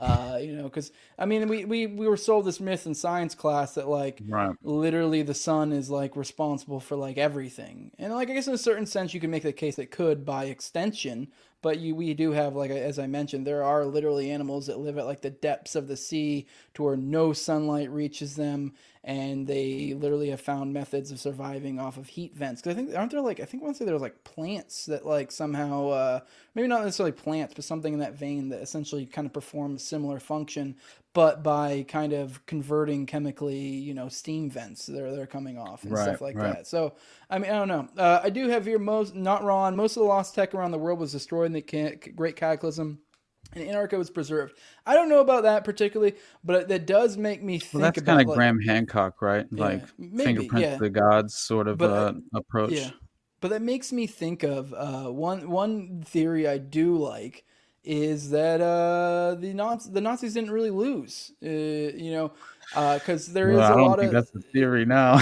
yeah, but holy shit. I mean, you look at things like Operation Paperclip, and then like what happened to a lot of the big Nazis after the fact, and then also you look into the what made me think about the lost tech part of that question is there's a big, like, a rabbit hole when it comes to technology, and the Germans. It seems like they were kind of ahead of us at that time. Oh yeah. Yeah. And then, we end up getting the nuke, but it seems like they were quite a bit ahead of us. So there is this theory that they either had a nuke or something equivalent or more so, impressive. And for whatever, I forget the specifics. Robert Sepper has a video where he kind of breaks it down, and he goes into that. And the idea being that essentially there was kind of some sort of standstill between the world powers once they reached that, and some sort of agreement came across to where they're like, and this is where Antarctica comes in play, where like, you guys can go here, we'll let you, right. But like as part of the deal, some of their big people were kind of able to come over into our entity, essentially infiltrating us. And we gotta get Sam on, damn it. While they also have their own other little area in like Antarctica, which right. You can go even deeper into that. Say they were, when it comes to like the tech or whatever, did they discover that on their own? Because they were big into like esoteric stuff. I mean, you have Cthulhu Society and like other shit that were like literally trying to contact like other entities and stuff like that. Rudolf Hess, he's having like a battle with like occult symbolism with Aleister Crowley and shit, dude. Yeah. Crazy story. So it's like, I don't know, were they talking to entities of some sort? Maybe people living in Hollow Earth? Were the entities in Antarctica? I don't fucking know. But I do find that one interesting because it's kind of like, if you do look at their technological, prowess at the time, it is kind of weird that we kind of jumped ahead of them, got the nuke, boom, boom. And I don't now remember we're the winners. Right. I don't remember if it was Hess or if it was it was either Hess or another SS member. And that same castle, I believe it was the exact same castle in Belgium, actually, that I can't remember which castle it was, but I used to remember the name. I have it noted somewhere. But they believed that, and they kind of had it outfitted in the dungeon to where it was like, they believed it would be like the capital for the new world when the Nazis reigned supreme. This was the narrative. And they were holding like black masses and rituals in the basement, right? And they had it completely like, it was like specifically orchestrated for these black magic rituals. And they had these runes and that's the reason the swastika was chosen, was they believed deeply in these symbolic runes holding ancient magic. I mean, truly, right? And I mean, I'm talking the majority of the members of the SS had these beliefs. And so, yeah, that's worth looking into. And I'm just saying, that those castles are the same ones that were and I believe that castle specifically that I'm mentioning is the one that was frequented by Michael Aquino later on, and in the Belgium network and all of this. So, something is going on there. Cody said, by the way, Cody, our buddy here, him and his wife just got preggers. So congrats. I saw that. Congratulations, buddy. Yeah. JP Morgan buying the 25 biggest newspaper companies, getting us into World War I, then afterwards making bank on Germany's giant war debt is wild. On top of the Titanic and the Fed messed up guy. I mean, then on top of that too, I don't know the specifics, but I know there's a lot of people who kind of point to similar type things when it comes to World War II. Which does kind of tie into that kind of theory that I was talking about before, where it's kind of like it almost seems like the financiers were playing games here. So, I don't know. Yeah. So I think the tides of war have turned, or whatever the hell the quote was that Hitler had. I think it holds a much deeper meaning than what people interpret it to mean. Yeah, honestly, because I mean, he was like, who knows? Maybe he was the bastard son of a Rothschild, who Yeah. knows, right? That's all I'm saying, is that he clearly served a purpose, right? And there's a book that claims that the Zionists were completely in at least certain group of elite Zionists were entirely in league with the Nazi Reich, and that they Well, wanted a wasn't the Stern pretext. gang was trying to, I believe, get Yeah, into cahoots with them? I know yeah. there's like that's a big thing people point to. I don't know if it was a letter or what, because I know there's some sort of thing there. All right, I got a call coming in. I don't know if you want to vamp for a minute while I set that up. Cool.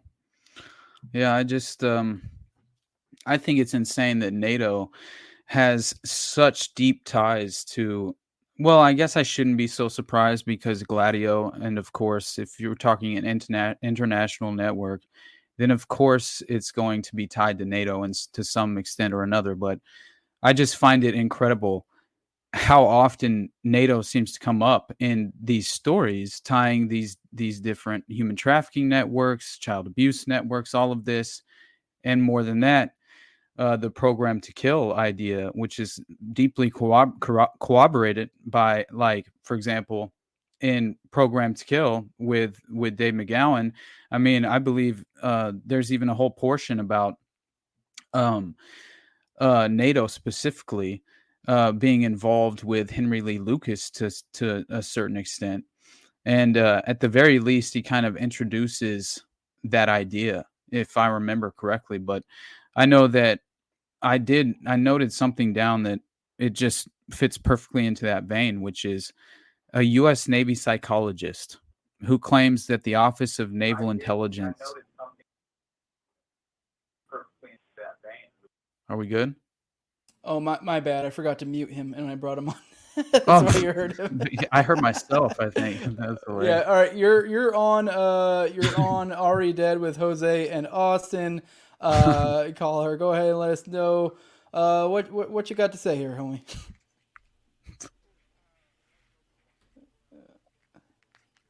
Appreciate it. Can't hear him now. About Richard Grove and Hey, real quick, you want to repeat that? I'm retarded, and I accidentally didn't have you up on the screen, but they can hear you now. Go ahead. Oh, okay, right on. So, yeah, just love your guys' show once again. Last time I called in, I was mentioning Richard Grove and Grand Theft World, but now that you guys are talking about like the Schwarzson and the Black Sun cult that the Nazis were into, it just reminded me that of another content creator. I'm sure you guys know about Mark Passio. Yeah, I'm vaguely aware of him. I've checked out some of his stuff. I know it's big things like Satanism, although I don't know. I've only watched like one or two videos, and I don't know. Maybe I didn't dig in enough, but either way, go ahead. Yeah, so he's a wealth of knowledge when it comes to occultism in general. Like you're absolutely correct. He was a priest in the Church of Satan who later, turned around and tried to not go in that direction. But anyways, one of his most recent things that he came out with was a presentation called Two Masks, Same Face: The Dark Occult Origins of Nazism and Communism. And unfortunately, he hasn't released it to the public. You can get it at his website, but he hasn't released it. But I ordered 2 copies of it, and I'm waiting for it in the mail. Hell yeah. You're muted, Jose. Oh, I'm retarded. I'm muted. He can hear me though, but I keep fucking up. But yeah. I mean, is there any question there, or you just letting us know about it, or did I miss the question because I'm an idiot? So I guess just the gist of it, not even hearing the presentation or not even knowing about it, he's talked about it before, where he proclaims that the basis of both communism and Nazism is rooted in the same dark occult origins. So I just wanted to throw that out there. Okay. All right. Cool. Well, I appreciate it. You have any other thoughts? Me and Austin will talk about this for a second here, I guess. But you have any other thoughts before we let you go? Nope, just thank you guys, and I love your show. All right, appreciate it, man. Thanks, Call in buddy. again. We'll see you. All right. All right, bye. Yeah, I don't know if you have any thoughts on that. I mean, I don't know. I mean, I guess you could probably play word games to make that case. Yeah. I could I mean, probably they were do that. socialists, right? Yeah, Basically communism. I mean, I would say that is kind of like, to the idea we were talking about earlier with like 09A and stuff, and like Right. it's kind of like an inversion. A lot of these satanic stuff is like an inversion of morality or reality or whatever. So it's like socialism, communism, if you do have a proper grip on how the world works or should work, and or economics, it is kind of an inversion of that. So I mean, it makes sense that would have I mean, I don't know. I feel like it's a strong claim to say it's like the basis, but Yeah, like I know, I mean, like, especially without when playing word tricks or word games Right. with it. I mean, I guess you could, from a certain context, you could make that. I guess, or a certain. There's a way you could say that. I think, but I don't know. Yeah, I could see where, I mean, maybe it's more of like the occult aspect is almost the baked in disingenuous aspect of the philosophy, like that I 100% could see, because that does fit perfectly in with the inverted tape, the inverted world that we're discussing, where what's the best way to convince, right? Like the largest group of people, that's possible. But beyond that, what if you could philosophically convert people subconsciously, right? What if you could get them to adhere to these philosophical principles, whether they have outlined them deeply or not? They accept some sort of vague notion of the philosophy on its face, and then they live by that, which leads to a lot of hypocrisy. But I just mean that it could very well be that we've been deceived by many different philosophies that have been, almost like the result and consequence of that doctrine, of that satanic belief system in the occult, of the inverted world, where it's just another way to manipulate the masses, another vehicle and tool, right, for the ultimate end result, which is just, to have you believing that you're believing in God, but in reality you're believing in the devil. Like, that's kind of, to simplify it, I know that's an oversimplification, but it's basically, you think you've subscribed and you're living your life on these principles that are so pure, that are so moral and ethical, but in reality, right? You've been entirely misled into being evil, right? Yeah. You can have good intentions and inevitably facilitate evil, man. I see beautiful people, unfortunately, do that on a daily basis. And, I'm not blaming them, because, I mean, at a certain extent, they have blame that they must be, hold themselves accountable for, at the very least. But I'm just saying, like, that almost in its essence fits the doctrine, right? Just the manipulation and deception of it all. Didn't Marx have like a fucking some financier, and like he basically didn't do shit else, essentially? I mean, I was kind of thinking of it from like a spook angle of like, well, I don't know, maybe this was funded by exactly. Maybe this was created. All right, Tate killings. This is from the Gray Pilled podcast. Tate killings was he's a cool guy. Definitely a ritual set up by Polanski. He said he was conveniently out of town. I guess this was before he raped that 13-year-old in Jack Nicholson's house. So yeah, I mean, I totally forgot about the 13-year-old rape thing. So it's like, but I did. When I first saw that chat, the Tate killing, the first one he put up, I was immediately thought like, yeah, this dude, even if you just read like something like Chaos, they go into like Polanski's inclinations and stuff he was doing. And well, the LAPD, members of the LAPD say they fucking saw those tapes that were in the attic at Lance. Yeah, brother. And they say that she was brutalized in those tapes. Yeah. And so, I don't know. To me, it seems like it was a ritual sacrifice or something. And his connection to Rosemary's Baby alone is so creepy, when it comes to that. And then to have, like I said, those McDonald murders at Fort Bragg happened so soon after, and to be, I mean, who talks about that? And it has it perfect as far as the similarities in comparison to the Manson murders. I mean, it's creepy as hell what was actually going on. And then the Jimmy Shaver case that we've mentioned before. I mean, all of this is happening very close. Presidio, how many times can we point to this? Even the Franklin, there was some connection to some military connection to a church that was nearby that was involved in the network. And it's just like every single one of them have connections to a military base, right? So a military base, or like I was saying before you took the call, is NATO being so heavily involved with the international aspect of all of this, and so, yeah, I think it's important to recognize the patterns that are clearly, in my opinion, we should prioritize above all. I mean, to have to have such a system that's structured in such a way, right? Where not only is it,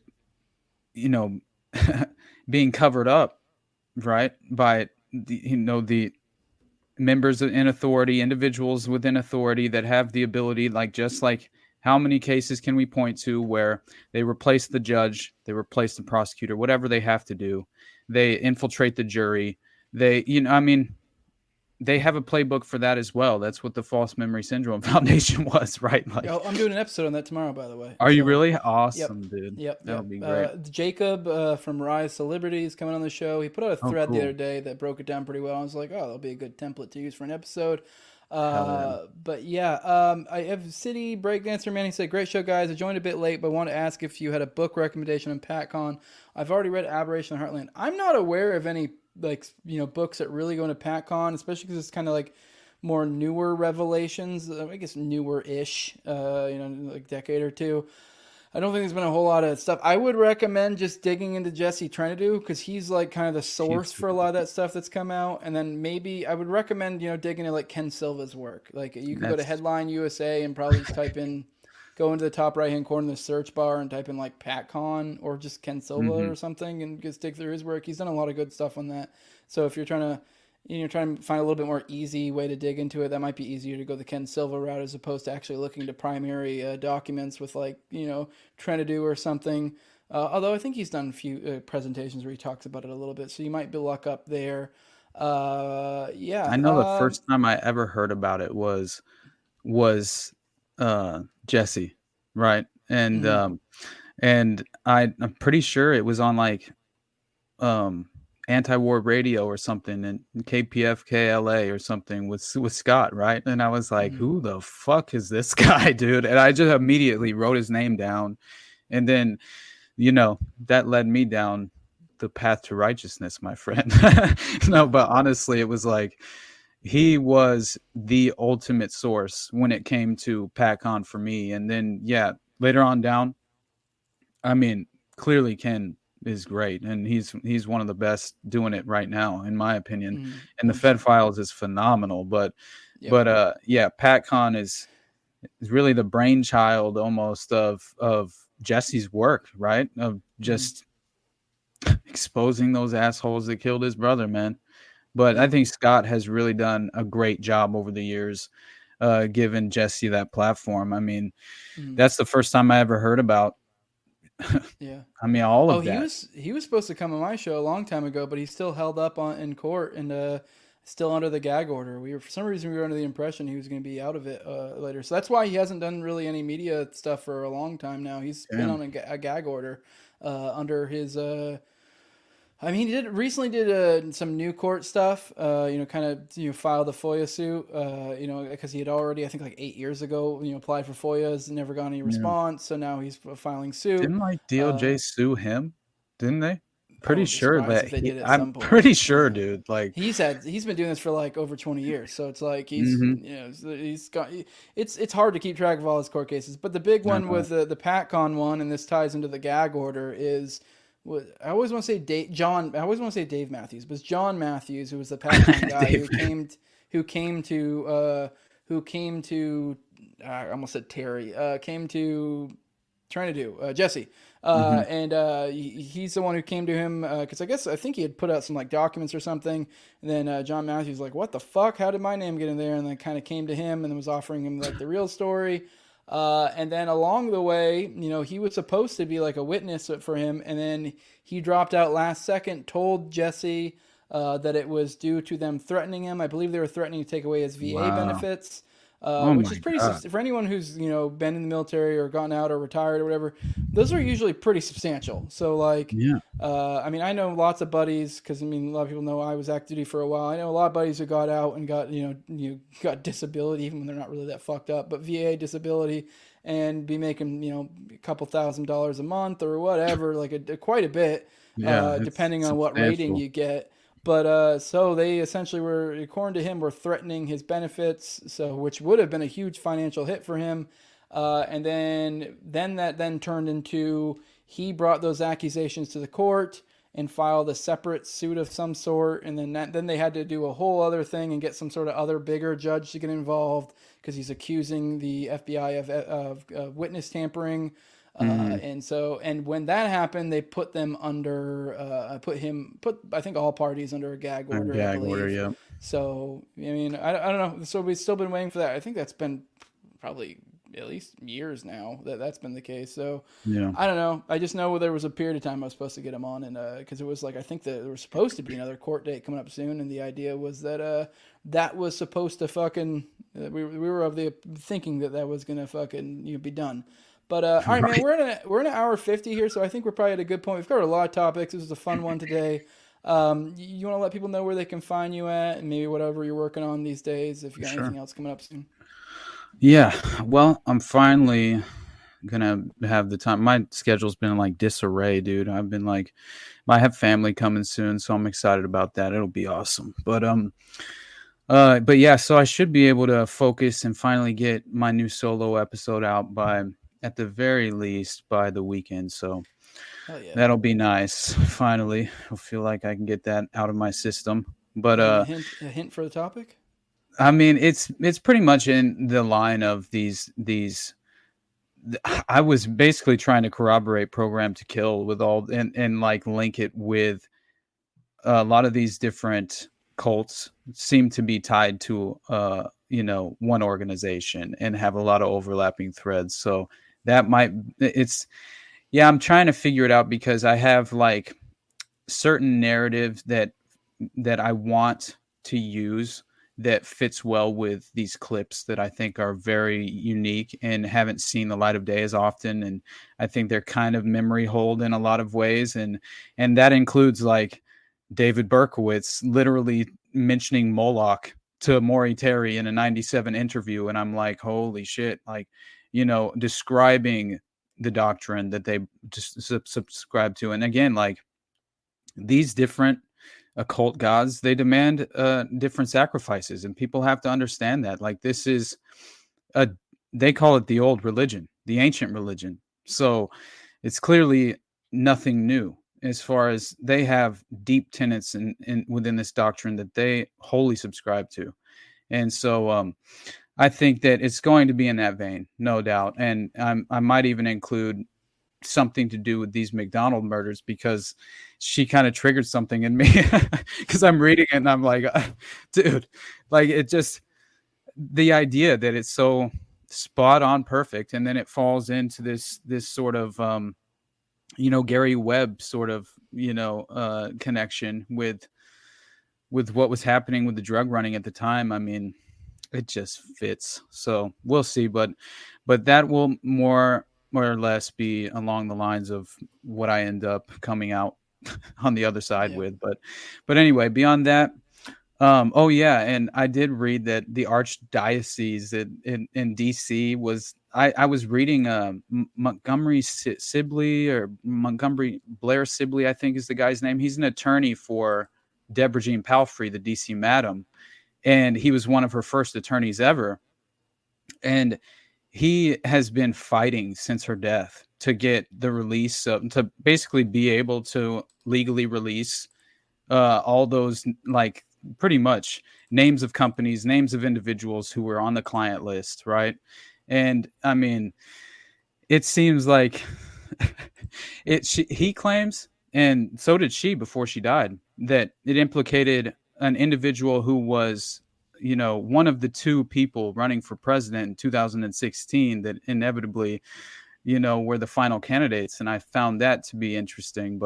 And it included among her clients the Archdiocese of DC. And I just thought, fucking, of course, man. Like, are you kidding? Makes sense. Mm-hmm. But at some point, I will have to ask you about the Trump RFK Jr. and Vivek LP thing, because I'm just curious your thoughts. Because it's, at the very least, it's kind of a precedent-setting thing as far as, like, but to what degree it really, like, matters, I'm not sure. I mean, I think it's this week or next week, so we might have more to say on that then. Right. So yeah, but yeah, either way, yeah, we'll talk about that if you want to, for sure, next week, or maybe even the following week, because maybe it'll be over by then, so maybe we'll have more thoughts. Yeah, that's but true. Yeah, I don't know. I find it interesting. I mean, I don't really give a shit about the LP overall generally, I know, but yeah, but for those who liked this, especially, I know I kind of catfish a lot of the Tower Gang audience. Go check out my channel, No Way Jose. I stream these there. I also stream on Tower Gang, but if you're only watching on Tower Gang, you're missing. For one, I'm not going to do that forever. But also, because I think more people will start moving over time. But definitely go check out my other show. You're missing half the content if you're only watching Already Dead on the Tower Gang. I have all my other No Way Jose shows. Like I said, tomorrow I'm doing an episode on the false memory syndrome stuff. So that'll be awesome. A good one. But that, that ties into, if you guys want to support me, you get that stuff early, because that episode won't come out till like next week. But I'm streaming it to my patrons tomorrow. It'll be available for you after the stream as well. But yeah, it's patreon.com. It's No Way Jose 2020. The lowest level. You also get you guys can come on as a StreamYard guest if you'd like to. You can be one of the talking heads on here. You can ask questions, whatever. And also, the highest levels of my sponsors, I read them off every episode. My co-host, Toad of Tower Gang. He's at Tower Gang Toad, at Abrogate D's, at ZOVERACK, then also at _Infinite Zeal, then Jacob Daniel of the Biblical Anarchy podcast. I've been on there many, many times. We started out in this game together, at Biblical Anarchy, and then Tim Tuttle at Jolly on Klebold, the homie, and also my buddy Will Bell, who makes this delicious Rabbit Eye blueberry wine. Highly recommend it. It is delicious, although be careful, only buy one, because you'll go nuts. You'll probably drink it all on the same night. But yeah, definitely, that's I think all I got. So follow me on Twitter at Tower Gang Jose. It's been a fun episode. Thanks everyone who showed up. Keep showing up, call in, ask questions. You guys are what keep this going, keep us moving. But yeah, with that, we are out.